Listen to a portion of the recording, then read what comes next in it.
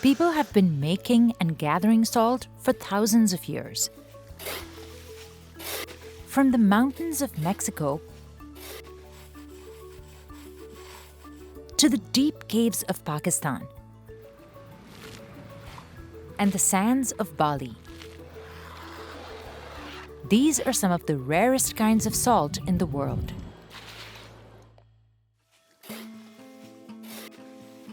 Indigenous people have been harvesting salt by hand in this part of Mexico for over 2,000 years. But today, half of these salt pools are abandoned. Unlike table salt, this artisanal variety is unrefined and made in small batches. But the work pays little, and many producers can't afford to carry on the tradition. Those who do remain often work alone, in a last effort to save this piece of their heritage. O sea, el que quiere el lugar, yo creo que se podría morir, ¿no? de que le quitaran su trabajo. We visited Zapotitlan Salinas to see how one salt producer's business is still standing.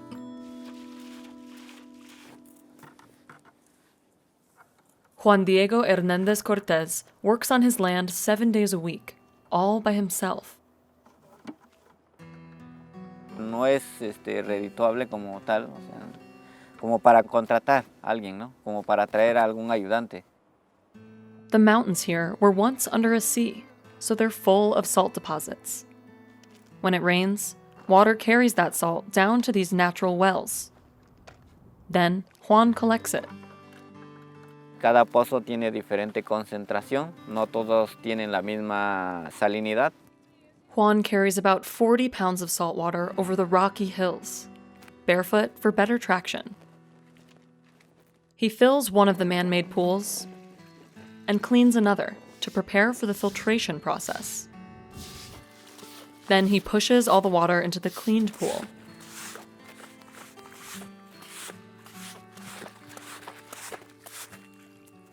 Una vez que se pasó el agua para acá, aquí se queda un día o 2 días y entonces ya el lodo se queda abajo, se sedimenta. Little by little, he transfers the water back into the empty pool through a mesh bag. Y hacemos este filtrado para que la basura que tiene ahí es la que se va a quedar aquí. Entonces ya pasa el agua filtrada a donde ya va a empezar a cristalizar. The liquid sits for at least 5 days, evaporating under the sun. Empieza a formar capas de sal, un cristalizado que se forma superficial, y le echar el agua encima con una jícara del mismo cuadro y acumular capas de sal abajo. A new layer crystallizes each day. Once there are enough, Juan shovels the crystals into a mound. He uses his feet to break down the big pieces, which aren't too sharp when they're wet. Then he piles the salt into a basket, which works like a colander, draining out all the moisture. It stays out in the sun to dry for 4 or 5 days. After it's cleaned and packaged, it sells to locals for around 10 pesos a liter, or 50 cents. He sells higher quality salt to restaurants and tourists for 30 pesos a liter, or a little more than $1. Artisanal salt like this is sought after for its unique flavor and natural properties. No lleva ningún químico, solamente son minerales que dejó el mar hace millones de años atrapados en la tierra. You can't find that in industrialized salt, which is often mined from underground deposits and processed to remove other minerals and add preservatives. Juan makes salt for cattle to eat too. It's drier and more bitter than human salt.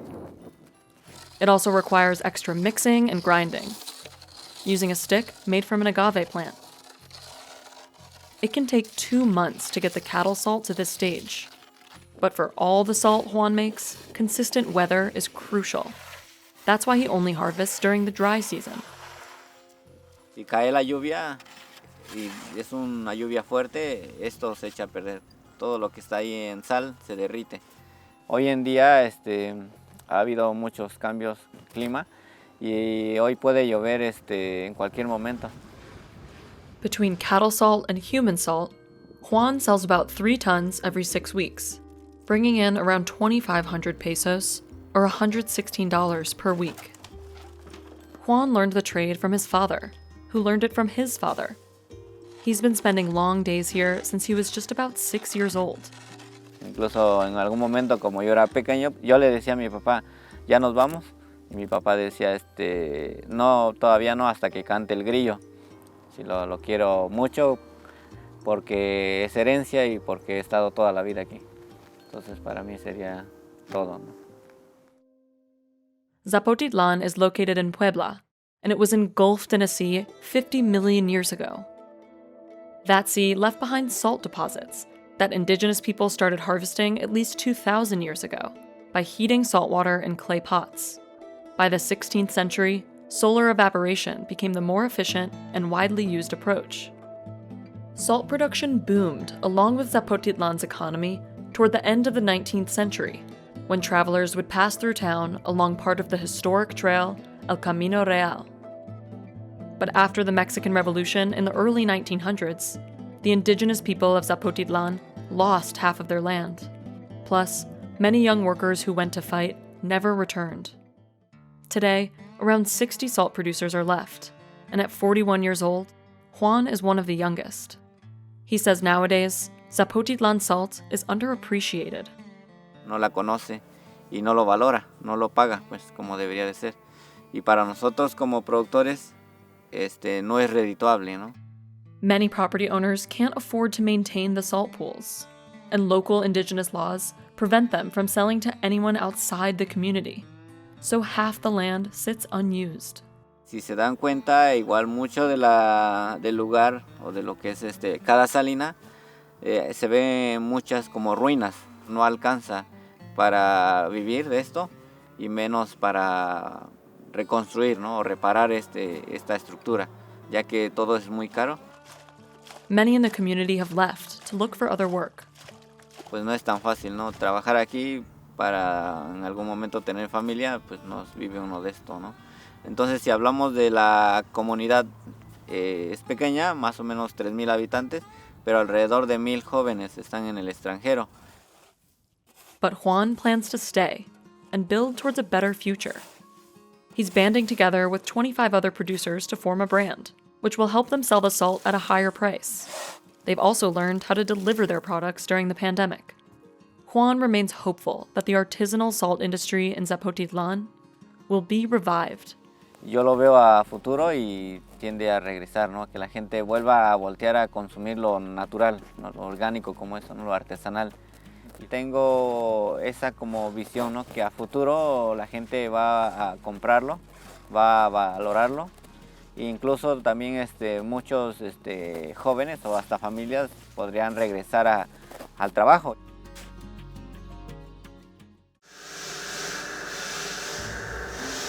Himalayan salt doesn't actually come from the Himalayas. It's mined 186 miles away in Pakistan. Thanks to its pink hue and supposed health benefits, the salt has exploded in popularity since the late 2000s. Today, it's turned into lamps, statues, and of course, table salt. But extracting the coveted salt means descending into dark caves, then blasting and carrying heavy rock. अच्छा, हमें problem जो mines से आता है, जो blocks के जो sizes होते हैं, बेसिकली हमारे पास इतनी अच्छी फैसिलिटीज़ नहीं है हमारी माइंस के अंदर कि हम जो ब्लॉक्स को बहुत अच्छे तरीके से उसको एक्सट्रैक्ट कर सकें. We went inside the mine, turning this mountain into 400,000 tons of pink salt each year. The Keoda salt mine, here in the Punjab region of Pakistan, is the second largest salt mine in the world. The pink salt comes from remnants of ancient seabeds that crystallized 600 million years ago.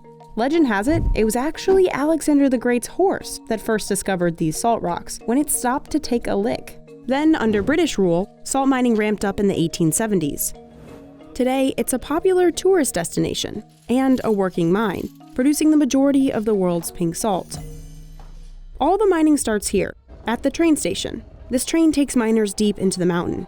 Here, tunnels stretch for 25 miles, and it's always 64 degrees Fahrenheit. Mine के total 17 level है, इसके 70 level है, 5 level इसके ऊपर चल रहे हैं, 6 ये ग्राउंड फ्लोर है और 11 इसके नीचे है. 300 miners work these dark chambers. They've used many of the same mining tools for over a century: pickaxes, hand drills, and gunpowder. सबसे पहले हमने ड्रिलिंग की है. ड्रिलिंग यहाँ पे हैंड आगर के जरिए करते हैं. उसके बाद हमने गन पाउडर के जरिए पैकिंग की है. फिर सेफ्टी फ्यूज के जरिए हमने इसको इग्नाइट किया है. और साल्ट की ब्लास्टिंग हो चुकी है। खबरदार आप सब साइड पे हो जाएं। खबरदार आप सब साइड पे हो जाएं। इसके बाद हम एक महफूज टाइम जो आधा घंटा कम से कम होना चाहिए, उसके बाद हम उसकी साल्टिंग और लोडिंग स्टार्ट कर देंगे। Miners will spend up to 8 hours underground at a time. ज़ाहिर बात है, हम मैन के नीचे काम करें तकरीबन 30-40 फुट है। हार्ड तो है लेकिन यहाँ पे मजदूरी अच्छी और वक्त पे मिल जाती है। Only half of the mountain salt is actually mined. The rest is used for structural support, so the chambers don't collapse. Tractors haul the mined salt out of the mountain. Each day, miners excavate over 1,000 tons of salt, or about the weight of 157 elephants. Outside, they search for blocks with the best shape and coloring to send to manufacturers. Once picked, the blocks are loaded up on trucks either by hand or crane and sent across Pakistan. Historically, Pakistan couldn't process this raw pink salt, so much of it was exported to India cheaply. India would treat the salt, label it as made in India, and sell it at a premium. Pakistan saw little of the profits. NPR reported that a ton of salt sold to India for $40 could fetch $300 in Europe. In 2019, a social media campaign calling for the end of salt exports to India went viral. That same year, the Pakistani government banned all salt exports to India. The goal? Returning the profits to Pakistan. 23% जो rock salt की manufacturing थी या जो production थी जो पाकिस्तान की, वो India को हम एक्सपोर्ट करते थे रॉ फॉर्म में, जो कि फिर वो री एक्सपोर्ट होती थी ओवरसीज़ में सेम मार्केट में जहां हम ऑलरेडी अभी एक्सपोर्ट कर रहे हैं राइट नाउ। गवर्नमेंट का डिसीजन ये बहुत फ़ायदेमंद है हमारे लिए। But some Pakistani salt exporters suffered. They didn't speak English and couldn't meet Europe's tough import standards. Only about a dozen exporters saw an opportunity to sell products under Pakistani labels directly to Europe. Mohammed was one of them. Every month he purchases 300 tons of salt from the mine for his company Himalayan Salt International. Khewra mine से तकरीबन salt load होता है ट्रकों में और मुख्तलिफ ट्रकों में लोड होकर बारास्ता मोटरवे हमारी फैक्ट्री लाहौर काना डिफेंस रोड पे आता है, जिसका सफ़र 350 किलोमीटर बनता है। His artists turn these blocks into more than 200 different products. जैसे कि नेचुरल सॉल्ट लैंप है, इसके साथ साथ ज्योमेट्रिकल शेप्स हैं, एनिमल लिंक सॉल्ट है, ईटिंग कुकिंग प्लेट्स हैं, इसके साथ साथ वॉल्स की जो सी टाइल्स होती हैं वो हम लोग बना रहे हैं, इसके साथ हम लोग ईटिंग सॉल्ट के अंदर काम कर रहे हैं काफ़ी सारा। Most of the work is done by hand, but drills and saws have sped up the process in recent years. उसके बाद उसकी क्वालिटी को चेक किया जाता है, चेक करने के बाद उसकी वॉशिंग होती है, वॉशिंग के बाद उसके अंदर बल्ब और उसके अंदर वुडन बेस इंस्टॉल करके उसको पैकिंग के मराहिल में लेके आया जाता है। हमारे पास तकरीबन महीने के अंदर 10 से 15 हज़ार सॉल्ट लैंप्स की प्रोडक्शन है। Over in Karachi, RM Salt Pakistan grinds up blocks into table salt. Basically ये इसका रॉ मटेरियल है जो कि डिफरेंट साइजेस में आप देख सकते हैं। यहाँ पर कुछ रेंजेस हैं 2 to 3 kg, 3 to 5 kg, और ये हमारी लार्ज साइड पर आ जाता है, जैसे 9 to 12 हो गया और 12 to 15 kg हो गया। ये रेंजेस में होते हैं basically. Blocks are fed into the grinder and broken down into smaller grains. Workers bag and weigh 1,000 of these pouches of pink salt every hour.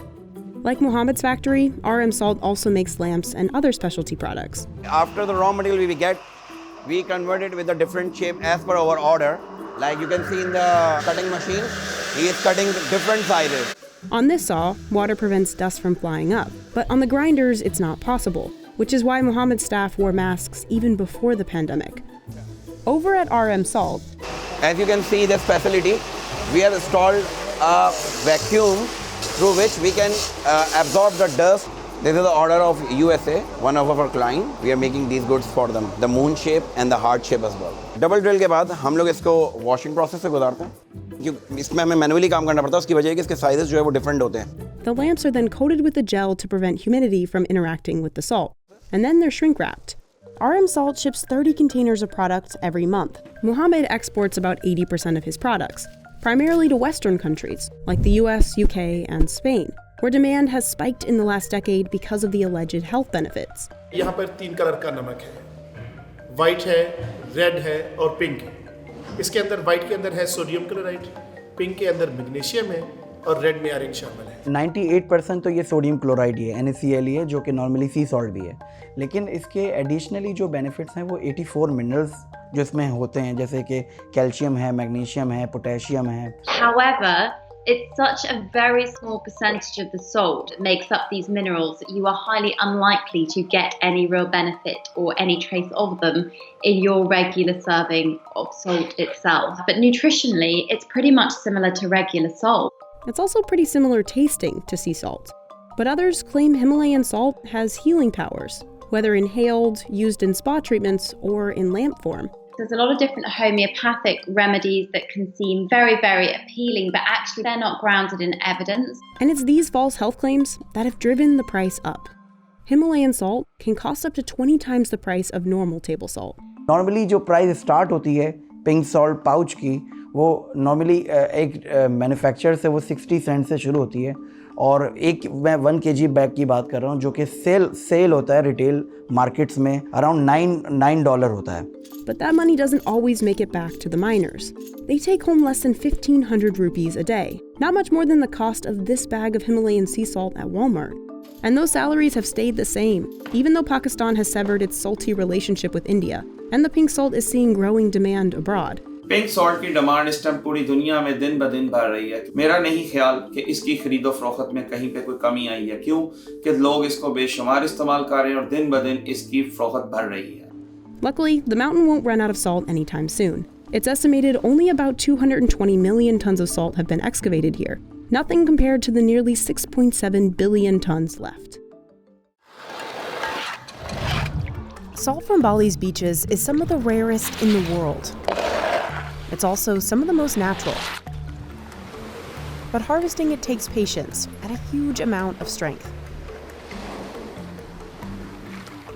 Nangapura is 45 years old, and she's one of the last salt farmers here in the seaside village of Kusamba. She spends her days carrying baskets full of seawater and pouring them on the volcanic sand to filter out the salt.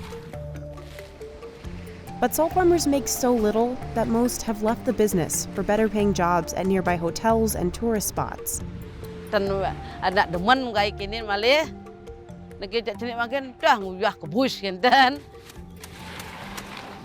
We traveled to Kusamba in Bali to see how this salt farming tradition is still standing.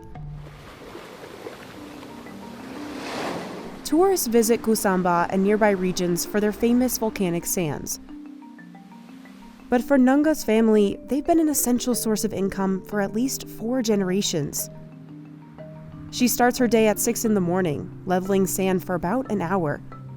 It's no easy task, even for Nunga, who's been doing this since she was just 15 years old. She and her husband make up to 40 round trips every day to collect water from the ocean. The baskets of seawater can weigh 66 pounds.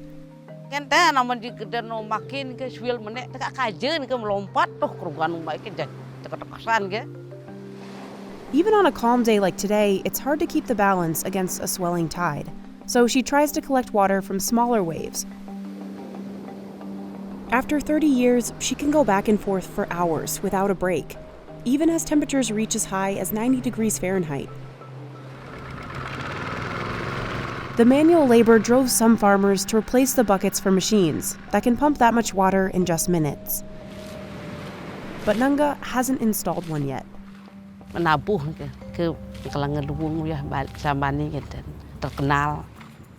This fine volcanic sand sets Kusamba farm salt apart from other kinds, like that from salt ponds or rock deposits.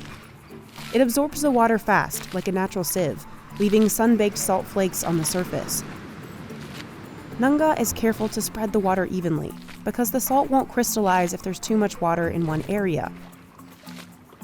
On a sunny day like today, the water will dry by the afternoon, and she collects it immediately. Most of the tools they use are made from local resources, like this wooden rake. But it's an industry dependent on the fickle weather. Farmers can spend weeks without income during the rainy season between October and April.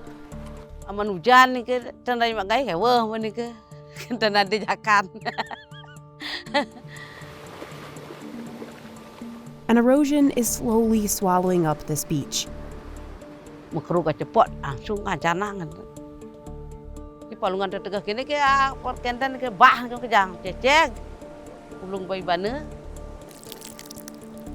Gusamba's beach coastline shrank 32.74 meters in just 7 years. That's nearly 5 meters a year, the second worst rate in this region of Bali. It's forced many farmers to rely on man-made sea defenses. Nyindirin pangtan ngelompat, iya pasti meriki gitu, angon tanggul gitu. All this risk and uncertainty is why Nunga's husband has taken a second job in construction, and why the couple doesn't want their 2 children following them into the salt fields. Panak tian ni kalian tan gai, nanti pasti dalam tiang nanti pasti, kadang tiang tujuan tu. Still, Nunga says she enjoys it, and she works hard to maintain the business she inherited from her ancestors. Demen gai nguyah, sing ada gai len bin ni duen demeni.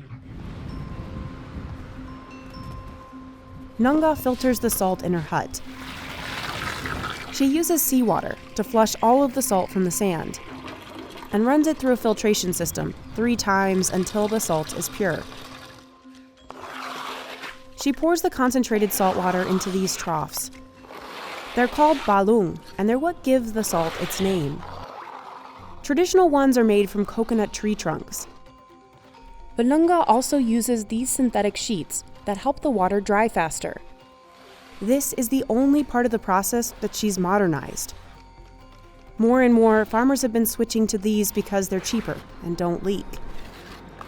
But farmers like I Wayan Rena think it's important to stick to this traditional palung. Harus kembali ke palung. Nah, itulah yang disebut organik. Itulah yang disebut alami. Alat jemurnya. Palung like these can last up to 30 years. This kind of solar evaporation is one of the oldest and most traditional techniques of harvesting salt.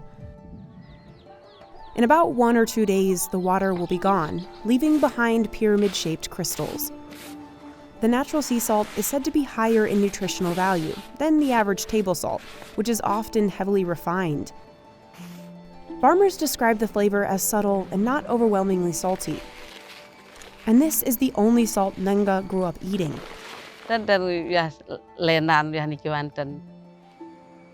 While Indonesia has one of the longest coastlines in the world, bad weather and coastal changes have affected salt production. Gusamba farmers typically produce between 300 and 600 kilograms of salt a month. But Indonesia imports about 2 million tons of cheaper salt every year, meaning the farmers have stiff competition. Farmers sell 1 kilo of palung dried salt for about $2.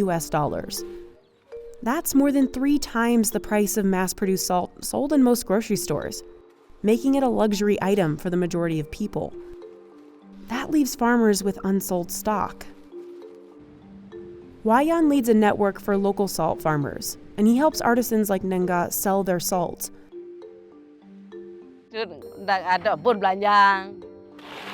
Salt farmers have been turning to tourists who are willing to pay for more than just the salt itself. Yang tamu dia cari apanya yang cari? Kan tradisinya.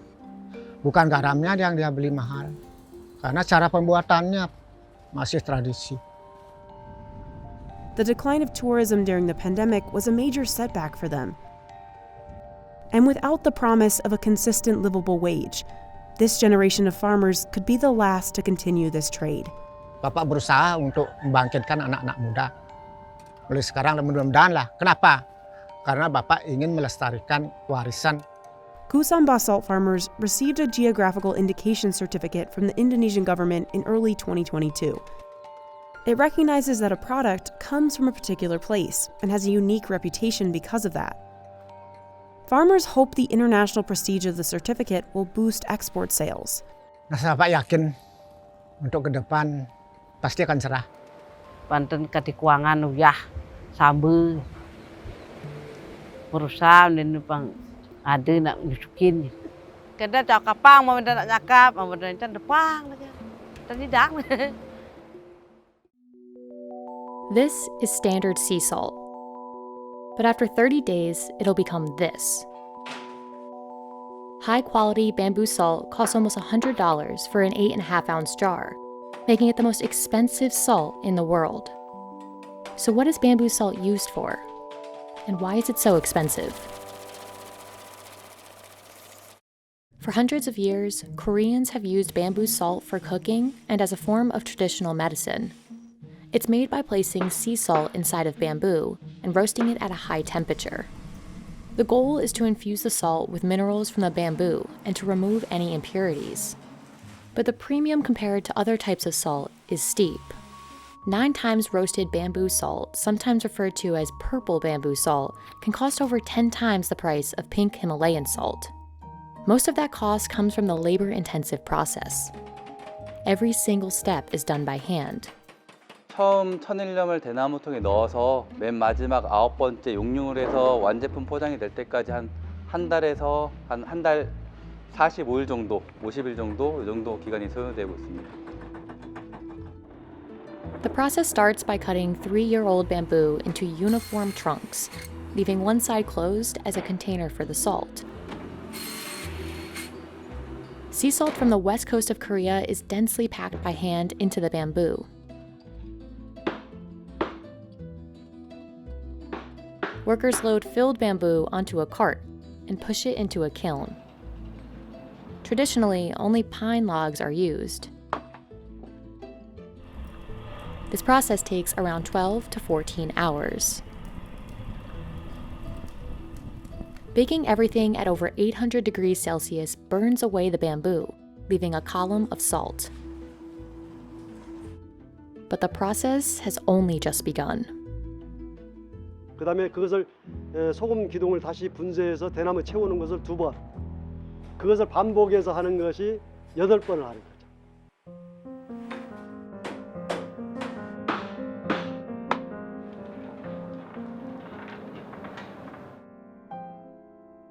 The 9th and final roast is the hottest, at over 1,000 degrees Celsius. It's fired in a special kiln and operated by an expert. Shin Tae-jun has been making bamboo salt for over 20 years. That experience is extremely important because any error at this stage could result in wasting a month of work. At this temperature, the salt and bamboo completely melt and drain into a mold. After a few days of cooling, a blackened, rock-like structure remains. This is 9 times roasted bamboo salt. Workers carefully break this down by hand, trying not to waste any material. After a month of work, it's ready to be packaged and sold. 천일염을 대나무통에 넣고 굽게 되면은 천일염 속에 있는 안 좋은 것들, 미세 플라스틱이라든지 천일염 속에 안 좋은 것들을 많이 순화시키는 과정을 거치게 되고요. 그리고 대나무가 타면서 대나무 기름이 나오게 됩니다. 그 대나무 기름을 소금이 자꾸 흡수해서 그 대나무 속에 있는 좋은 성분들을 소금이 점점 농축하게 되는 거고요. The final price varies depending on where you buy it and what form it's in. But 9 times roasted bamboo salt doesn't come cheap. 죽염을 이제 맨 마지막 9번째까지 구워진 죽염 기준으로 말씀을 드리면 키로당 한 20만 원 정도에서 한 25만 원 선 이 정도 가격을 생각하시면 좋을 것 같습니다. 죽염이 비싼 거는 한국 사람들도 동일하게 인지를 하고 있는 거고요. 그 가치를 알기 때문에 죽염이 비싸더라도 믿고 또 구입한다고 생각합니다. The health benefits of food have always played an important role in Korean culture. For centuries, bamboo salt baked 2 to 3 times has been used in traditional Korean medicine. But in the 20th century, the 9 times roasting process was developed. Manufacturers say this process is the lowest toxicity and highest mineral content. Today, it's used for cooking, toothpaste, soap, and various remedies. 일단은 죽염도 소금이다 보니까 짠맛은 있고요. 짜면서도 죽염만의 또 독특한 맛이 있어요. 그 대나무 속에 있는 좋은 성분들을 소금이 자꾸 흡수하면서 죽염의 독특한 계란 노른자 맛 같은 맛이 많이 구워진 걸수록 점점 진해지게 되고요. 그다음에 쓴맛은 없고 계란 노른자 같은 그런 맛이 점점. Proponents of bamboo salt say that it can help with everything from digestion to oral health, skincare, and inflammation, and that it even has anti-cancer effects. The proposed medical benefits have likely helped it maintain its high price, but there hasn't been enough scientific study to fully back up all of these claims. Studies have shown that bamboo salt contains higher levels of iron, potassium, and calcium compared to regular sea salt, and that it could improve your immune system. But these beneficial minerals constitute only a small percentage. The majority of bamboo salt is sodium chloride. Even with lower toxicity, it's unclear how potent the health benefits are. In 2016, the WHO wrote in a report that the composition of specialty salts poses no toxicological risks, but does not offer any relevant nutritional benefits either. The full benefits of bamboo salt compared to sea salt have yet to be extensively researched. But despite that, bamboo salt continues to be popular. Insanga, a popular bamboo salt maker, earned around $24 million in sales in 2017. And the traditional labor-intensive process isn't likely to change anytime soon.